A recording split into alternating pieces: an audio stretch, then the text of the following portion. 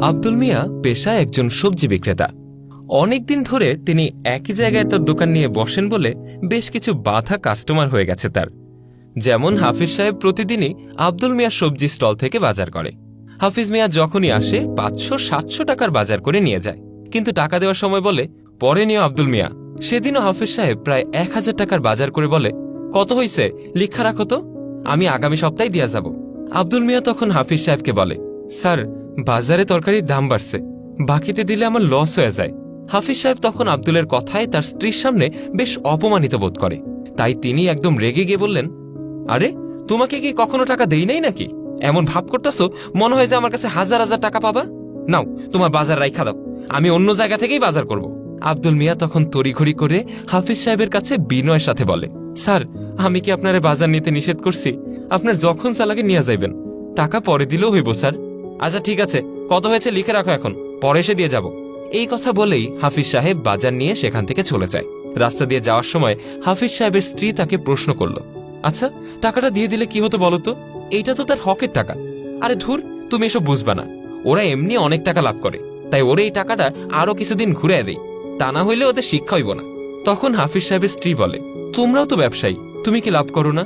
আর তোমার ব্যবসার টাকা নিয়ে কেউ যদি এমন করে তাহলে কি তোমার ভালো লাগবে? হাফিজ সাহেব স্ত্রীকে ধমক দিয়ে চুপ থাকতে বলে। স্ত্রীও তখন আর কথা বাড়ায় না। আব্দুল মিয়ার পরিবার বলতে তার একটা ছেলে ছাড়া আর কেউই নেই। সন্তান জন্মের সময় তার স্ত্রী তাকে আর তার ছেলেকে রেখে এই দুনিয়া থেকে চলে গেছে। এখন একমাত্র ছেলেই তার বেঁচে থাকার সম্বল। ছেলেটাকে লেখাপড়া করিয়ে মানুষের মতো মানুষ বানাবে, এটাই যেন আব্দুল মিয়ার একমাত্র লক্ষ্য। সবজি বিক্রি করে যে টাকা উপার্জন হয় তা দিয়ে তাদের কোনোভাবে চলে যায়, কিন্তু এই ছোট ব্যবসায় বাকি পড়লে তার অনেক লোকসান হয়ে যায়। তারপরও সম্পর্কের খাতিরে তাকে অনেককেই বাকি দিতে হয়, তা না হলে তার কাস্টমার ছুটে যাবে। তাই সামান্য লোকসান হলেও সে বাকিতেই ব্যবসা করে। হাফিজ সাহেব একদিন আব্দুল মিয়া সবজির দোকানের দিকে আসছে। তাকে দেখে অনেকটাই রাগান্বিত মনে হচ্ছে, আর তার হাতে একটা বাজারের ব্যাগ। হাফিজ সাহেব সেখানে এসেই তার দোকানে ব্যাগটা ছুঁড়ে মারল। আব্দুল, আপনারে তো আমি ভালো মনে করছিলাম। হাফিজ সাহেবের কথা শুনে আব্দুল মিয়া বেশ থতমত খেয়ে যায়। আব্দুল মিয়া হাফিজ সাহেবকে জিজ্ঞেস করে, কি হয়েছে স্যার, আমার সাথে আপনি এমন ব্যবহার করতেছেন কেন? হাফিজ সাহেব তখন ব্যাগ থেকে একটা পচা টমেটো বের করে তাকে দেখিয়ে বলে, এই মিয়া, তুমি আমার এই পচা টমেটো কেন দিছো? হ্যাঁ, তার উপর আবার 60 টাকা কেজি রাখছো কেন? বাজারে তো এখন আরো কমে পাওয়া যায়। আব্দুল মিয়া খেয়াল করে দেখলো এই টমেটোটা সে আরো 10 দিন আগে নিয়েছে। স্যার, আপনারে যখন দিছিলাম তখন সবগুলো টমেটোই তো তাজা ছিল, বাসায় এতদিন রাইখা দিলে তো একটু নরম হয়েই যাইব স্যার। শোনো, আমি এত কিছু বুঝি না আব্দুল মিয়া, এগুলো ফিরিয়ে নাও আর আমার টাকা ফেরত দাও। কি কোন স্যার, আপনারে আমি টাকা কেমনে ফেরত দিব? আপনি দরকার পড়লে অন্য সবজি নিয়ে যান। হাফিজ সাহেব আব্দুল মিয়ার কথা তখন কানে না নিয়ে তার থেকে টাকা ফেরত নিয়ে যায়। আসলে এখানে তো আব্দুল মিয়ার কোনো দোষই নেই, হাফিজ সাহেব ইচ্ছে করেই তাকে ঠকিয়েছেন। আব্দুল মিয়ার হাফিজ সাহেবের মতো লোকদের সাথে লড়ার ক্ষমতাও নেই, তাই হাফিজ সাহেবকে টাকাটা ফেরত দিয়ে দিতে হলো। সেদিন বিকেলেই হাফিজ সাহেব ফোনে কথা বলতে বলতে হঠাৎ করে কান্নায় ভেঙে পড়েন। হয়তো কোনো দুঃসংবাদ পেয়েছেন।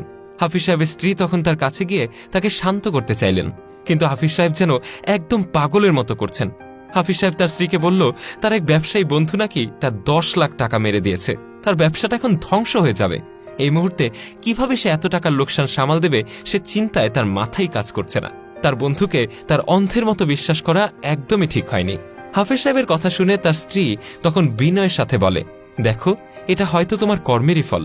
তুমিও তো সবজি বিক্রেতাকে ঠকিয়েছ, বহুদিন তার থেকে বাকি নিয়েছ, মাসের পর মাস তাকে ঘুরিয়েছ, তাই আল্লাহ হয়তো তোমাকে শাস্তিই দিয়েছে। স্ত্রীর মুখে এরকম কথা শুনে হাফিজ সাহেব উপলব্ধি করতে পারল সে কত বড় অন্যায় করেছে। দিনের পর দিন সে সবজি বিক্রেতাকে ঠকিয়ে আসছে। নিজের ভুল বুঝতে পেরে হাফিজ সাহেব তখন আবারও সেই সবজির দোকানে ছুটে যায়। আব্দুলের কাছে গিয়ে তার ব্যবহারের জন্য তার কাছে হাত জোর করে ক্ষমা চায়, আর আব্দুলের কাছে তার সবগুলো পাওনা পরিশোধ করে দেয়। এই গল্প থেকে আমরা একটাই শিক্ষা পাই, আমাদের উচিত গরিবের হক পূরণ করা, অন্যথায় আল্লাহ তাআলাই তার ফয়সালা করবেন। ভিডিওটি ভালো লেগে থাকলে লাইক, কমেন্ট এবং শেয়ার করতে ভুলবেন না। কমেন্ট বক্সে জানান আপনার মূল্যবান মতামত। ফলো বাটনটি ক্লিক করুন আপডেট ভিডিওর জন্য। ধন্যবাদ।